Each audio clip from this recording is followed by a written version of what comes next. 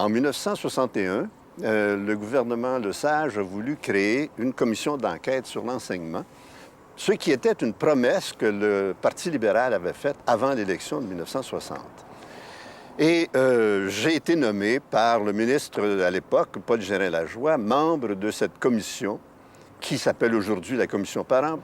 Ce qui s'est produit, c'est que nous tous, membres de la commission, nous avons subi, je dirais, une conversion en faveur du secteur public. Le grand défi que l'on a à réaliser maintenant, dans l'école publique, dans l'ensemble du système, c'est d'assurer un enseignement de masse qui est en même temps un enseignement de qualité. C'est un défi de notre civilisation et c'est un défi du Québec, mais dans le monde moderne au complet.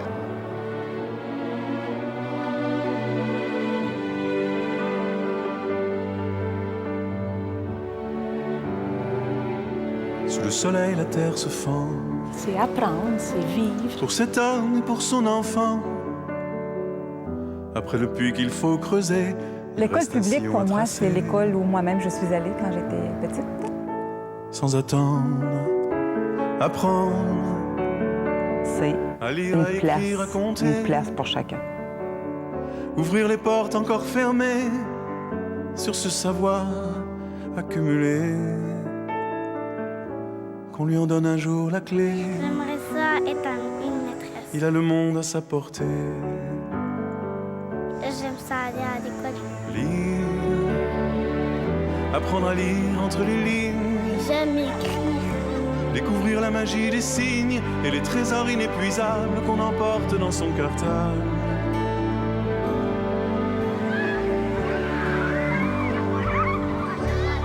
Je suis très, très fière du passage de mes enfants à l'école publique. Je trouve que nous habitions dans un milieu rural et pour les enfants, c'était vraiment un lieu d'appartenance, d'être dans leur communauté et de tester leur goût, de voir ce qu'ils pouvaient faire dans la vie. Et en particulier, ma fille a développé très, très jeune, donc au primaire, le goût d'être comédienne, parce qu'il y avait une femme de la communauté qui faisait du théâtre et qui venait en faire aux enfants. Et d'ailleurs, elle est aujourd'hui comédienne. Donc, ce goût-là s'est développé déjà au jeune âge, à l'école publique, à l'école de chez nous, dans un petit village. L'école publique, c'est tout le monde peut y aller. C'est accessible à tous. Et c'est ton milieu. C'est là que tu vis. C'est ta maison. Moi, ce que j'aime beaucoup, c'est surtout ce mélange que j'ai découvert ici donc, à Québec. Et ça, c'est très intéressant. Donc, moi, ma fille déjà était en maternelle. J'étais très contente d'avoir qu'elle avait plein d'amis avec plein de noms différents, plein d'origines différentes. Déjà, ça, c'était très, très, très bien. Alors ça, bon, je trouve que c'est une richesse pour elle. Voilà, donc c'est aussi l'avantage un peu de l'école publique. Je trouve que ça représente bien la société parce que, justement, il y a plein de monde qui viennent de partout. L'école publique a comme préoccupation de travailler sur des valeurs fondamentales comme contrer la discrimination, entre autres. Que ce soit les discriminations au niveau physique, quand on parle de couleur de la peau ou d'origine ethnique différente. Aussi, quand je parlais tout à l'heure de handicap, des fois qui sont moins visibles, justement, quand on parle d'enfants qui ont un handicap intellectuel. C'est sûr qu'on travaille à faire en sorte que ces enfants-là soient intégrés, comme on essaie de les intégrer de plus en plus dans la société aussi. La société, c'est hétérogène. Donc, il faut que dans le milieu scolaire, ça le soit aussi, que tout le monde apprenne à vivre avec leurs différences, s'apprécier dans ce qu'ils sont. Puis, je pense que c'est un beau milieu, puis c'est une belle occasion de pouvoir favoriser ces valeurs-là à l'intérieur même des classes, des groupes. Il y a tellement de diversité dans la clientèle, justement de choix dans les choix de cours, les activités, possibilité de faire le voyage. Puis tout le monde a la chance de participer à ces activités-là.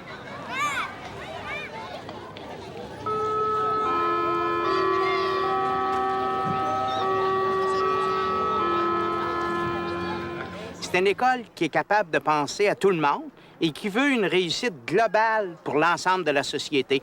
Pour qu'ils puissent se surpasser, réaliser des projets, sortir, vraiment intégrer avec la vie extérieure. Puis ça, je trouve ça vraiment génial de l'école publique par rapport à ça. c'est qu'elle prépare bien les élèves à la vie, enfin, à la vraie vie, de par la grosseur de l'école elle-même. Donc, ça amène les élèves à développer un sens de l'autonomie plus grand, un sens de responsabilité, se faire confiance. Il faut que l'école reprenne une mission essentiellement centrée sur le développement d'un citoyen et d'une citoyenne responsable, critique, averti, éveillé, vigilant, capable de se prendre en main et capable, le cas échéant, même de faire le contrepoids de forces de déséquilibre. Je pense qu'il faut se demander, est-ce qu'à l'école, on forme ça, des gens capables de penser ou des gens uniquement capables de reproduire? Je pense que c'est bon de ramener toujours l'école à sa mission essentielle, qui n'est pas un instrument de sélection-élimination, mais un instrument de promotion, de responsabilisation, de prise en charge individuelle et collective. Ce que je déplore, c'est que la mission de l'école publique n'a jamais été affirmée avec assez de vigueur, n'a jamais été un choix politique assez précis, assez définitif pour permettre à l'école publique de grandir, de se développer et de prendre finalement l'hégémonie sur le système scolaire québécois. La mission de l'école est devenue de plus en plus complexe parce que c'est un outil de formation, entre autres, mais en même temps, de plus en plus, on demande à l'école des rôles supplétifs alors que ça devrait être des rôles complémentaires.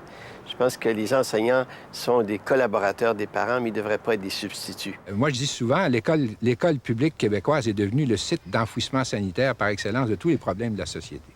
C'est incroyable ce qu'on refile à l'école, ça n'a pas d'allure. Mais il faut avoir la logique de nos choix. Si l'Église est plus capable de remplir son rôle, si la famille est plus capable de remplir son rôle, et si à tout bout de champ, on demande à l'école de jouer des rôles de suppléance pour des institutions sociales qui sont en panne, il faut qu'on lui donne les moyens de ces nouvelles responsabilités sociales.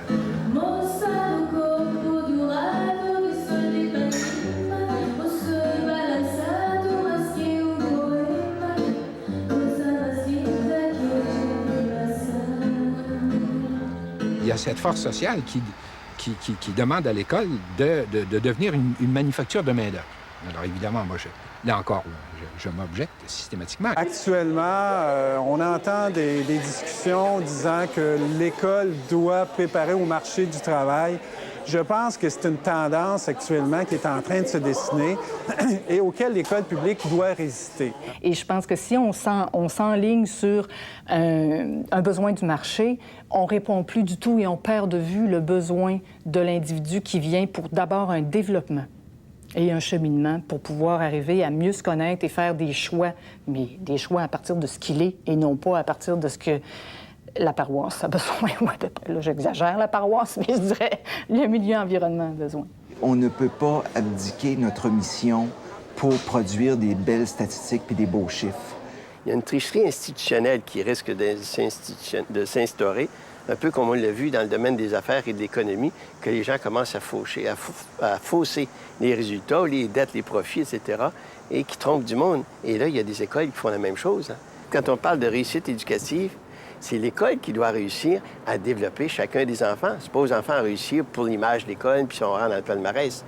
On est rendu dans peut-être une société où comment tu dis ça, pas la compétence? La performance. La performance est trop à la demande. C'est toujours comme... je pense qu'il faut considérer autre chose que la performance.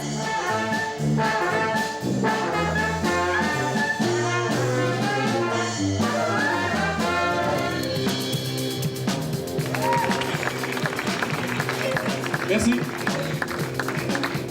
Chaque enfant va trouver à l'école les ressources dont il a besoin pour bien se développer, avoir une image positive de lui-même, rester motivé et développer des moyens d'apprentissage et vivre des expériences positives de succès, de valorisation et non pas des expériences négatives de rejet puis d'échec comme on le fait vivre actuellement à plusieurs.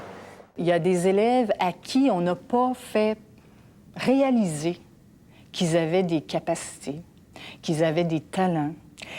Les élèves n'ont pas appris à reconnaître ce qu'ils font pour arriver aux résultats auxquels ils arrivent. Ils ne sont pas conscients de ça. Un élève qui est complètement désorganisé, qui n'est pas bien, qui vit des difficultés personnelles, des difficultés au plan de la famille, au plan de ses relations avec les autres, au plan même de la relation et de l'acceptation d'un contact avec un adulte, ne peut pas s'asseoir dans une classe et être tout à fait à l'écoute et en situation de réussir. L'école est de plus en plus accessible pour qualifier des jeunes qui ont des difficultés d'apprentissage ou autres. Et ce côté-là de l'école, je trouve, est absolument essentiel. Puis c'est seulement l'école publique qui peut remplir ce rôle-là.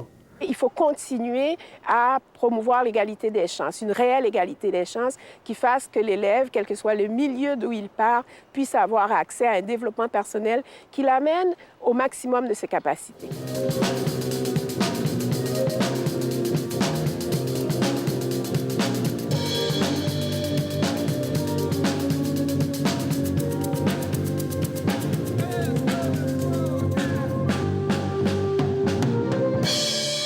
Nous avons là, bâti des projets, des scénarios d'apprentissage coopératif, parce qu'à l'école, on n'est plus tout le temps face à son pupitre puis à écouter toute la journée. Maintenant, on développe notre personnalité, on trouve nos forces. Chez nous, on a développé le programme Atout. C'est un programme de reconnaissance de la participation de la vie étudiante et de l'expérience qu'ils ont pris en plus de leur formation académique. Alors, c'est vraiment l'idée qu'il y a derrière ce projet-là, c'est de valoriser l'engagement communautaire et de le reconnaître aussi. De dire, oui, tu as eu ton diplôme, tu as eu tes notes, mais en plus, tu as appris à travailler avec d'autres, tu as appris à développer la confiance en toi, ton leadership, tu l'as développé, ton sens des responsabilités, tu l'as développé. Et il a été vérifié aussi dans des expériences à petite échelle. Alors, ça te donne une base pour prendre des responsabilités au sein d'une entreprise, dans un milieu de travail. Depuis cette année, en 2002-2003, le projet éducatif rejoint les 4 valeurs prioritaires du mouvement des écoles vertes Brundtland. Sur le plan écologique, qui a toujours été favorisé. Après ça, sur le plan du pacifisme, sur le plan de la solidarité et sur le plan aussi de la démocratie. À tous les mois, on a une valeur ou des valeurs à prioriser. Donc, tous les enseignants, dans leur activité scolaire, pédagogique, vont essayer de toucher à ces valeurs-là. Mais le comité Brundtland des jeunes va aussi avoir des activités qui vont toucher directement aux jeunes de ces enseignants-là. Donc, que ce soit les adultes, que ce soit les jeunes à l'intérieur, que ce soit même la direction, que ce soit la secrétaire, le concierge, tout le monde est impliqué, car les jeunes, les autres vont aller les chercher. J'ai entendu cette ritournelle, c'était Monsieur le maire. Vous pouvez frapper dans vos mains ici?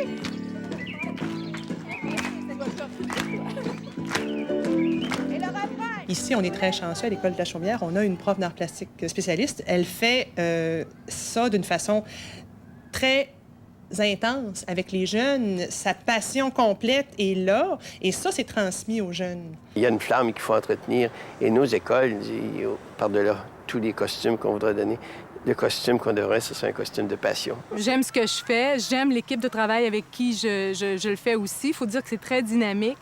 Je me dis ça, c'est important, là. L'équipe école qui est là, il faut qu'il y ait une belle chimie qui se passe, puis tout ça. Puis c'est ce qu'on vit chez nous, en tout cas, là. Ce qui, je pense, compte le plus, c'est la dimension morale de notre travail.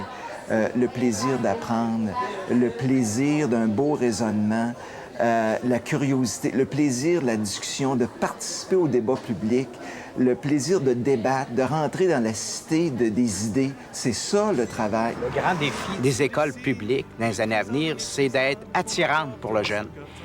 Qu'on soit capable de l'attirer, de le garder à l'école et de le motiver à réussir. C'est comme un mur que l'on traverse.